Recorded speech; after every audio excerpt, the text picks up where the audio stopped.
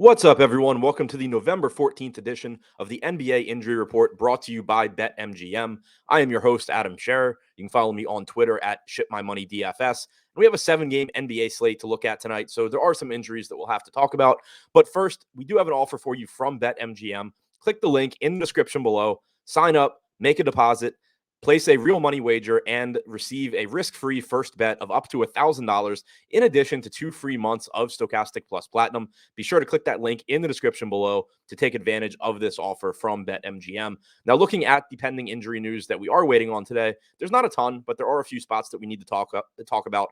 First, for the Orlando Magic, Paolo Banchero remains questionable. He's missed the last couple of games, and we've seen Chuma Okeke start in his place. So, obviously, a benefit for Okeke if Banchero is out, but it also opens up production for the other starters. Jalen Suggs, Wendell Carter Jr., Franz Wagner, they all look like better options if Banchero were to miss this game. For the Miami Heat, Tyler Hero is questionable. He has also missed their last few games. We would likely see Max Strus in the starting lineup playing big minutes if Hero is out. It also increases the potential playing time for guys like Caleb Martin, Duncan Robinson, and Gabe Vincent off the bench. Martin in the starting lineup, Robinson and Vincent off the bench. And then it increases the expected productivity for Bam Adebayo, Jimmy Butler, Kyle Lowry. Their price tags have adjusted a bit. So this is big news in that it's going to make those guys look better. Hero obviously plays a big role on this team, but it's not as big as it would have been a few days, or as it was a few games ago, just because prices have adjusted. For the Phoenix Suns, similar situation there. Chris Paul is questionable. He's missed the last couple of games and been replaced in the starting lineup by Cameron Payne. If Paul misses this game, Payne's price tag has gotten a bit more expensive, but he's still cheap enough that he is a reasonable option. It would also increase the ceiling for Devin Booker. DeAndre Ayton looks good one way or the other. His rates have actually gone down a little bit without Paul on the floor this year, which isn't totally surprising. But Payne and Booker in particular look better if Paul is out.